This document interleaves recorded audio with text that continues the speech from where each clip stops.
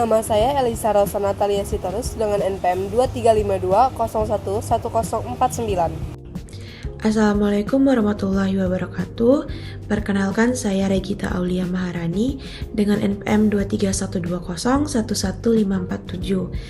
Assalamualaikum warahmatullahi wabarakatuh. Perkenalkan, nama saya Jenika Zulfarika Maharani dengan NPM 2352011005. Yang pertama, kita akan membahas bagaimanakah posisi dan status hukum OJK dalam kerangka pengawasan lembaga pembiayaan apabila ditinjau dari sudut pandang hukum administrasi serta sistem kelembagaan negara.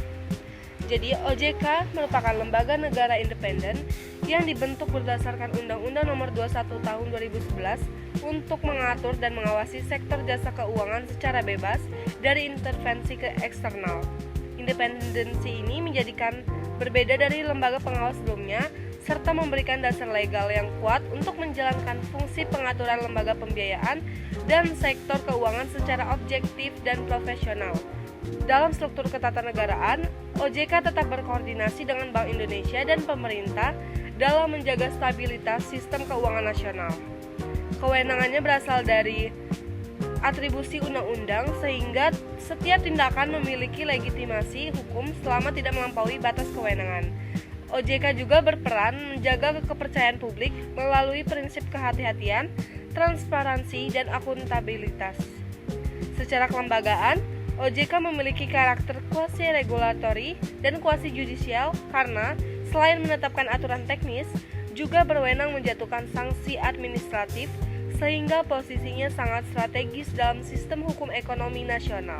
Baik, saya akan menjelaskan apa saja bentuk kewenangan yang dimiliki OJK beserta cakupannya. Berdasarkan Undang-Undang Nomor 21 Tahun 2011 tentang Otoritas Jasa Keuangan atau yang bisa kita sebut OJK, OJK memiliki kewenangan penuh yang terintegrasi untuk mengawasi dan mengatur lembaga pembiayaan, termasuk leasing, pajak piutang, dan lembaga pembiayaan konsumen. Selanjutnya kita masuk ke poin pembahasan nomor 3, yaitu bagaimanakah pelaksanaan kewenangan OJK dalam praktik pengawasan lembaga pembiayaan, baik melalui pendekatan pencegahan maupun penindakan. Nah, kewenangan OJK itu dilaksanakan melalui integrasi fungsi regulasi, pengawasan, dan pembinaan.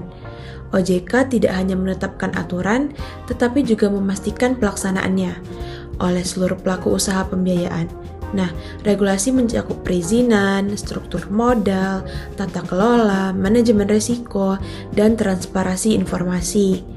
Pengawasan dilakukan secara preventif dan represif, termasuk pemanfaatan teknologi digital untuk pemantauan real-time guna mempercepat deteksi risiko di sektor keuangan digital. Meski demikian, implementasinya masih menghadapi kendala seperti ketertinggalan regulasi dari inovasi teknologi, keterbatasan SDM di bidang fintech, serta belum optimalnya integrasi sistem pengawasan. Efektivitas penegakan sanksi juga masih terbatas, terutama terhadap pelaku ilegal di luar sistem resmi, sehingga diperlukan penguatan regulasi dan kolaborasi antar lembaga. Baik, di sini saya akan menjelaskan faktor-faktor yang menjadi kendala serta tantangan bagi OJK dalam menjalankan fungsi pengawasan, khususnya dalam menghadapi perkembangan digitalisasi di sektor keuangan.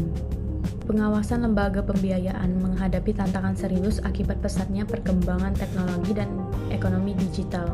Praktik pembiayaan ilegal berbasis platform digital masih marak dengan modusnya bunga tinggi, penyalahgunaan data, dan penagihan tidak etis yang merugikan masyarakat serta menurunkan kepercayaan pada sektor keuangan formal.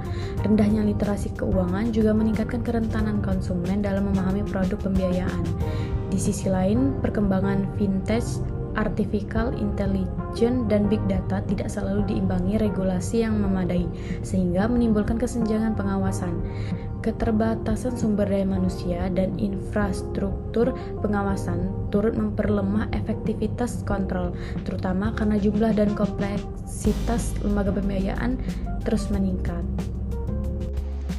Di sini saya akan menjelaskan mengenai upaya yang dapat mengoptimalkan kinerja OJK untuk perlindungan konsumen.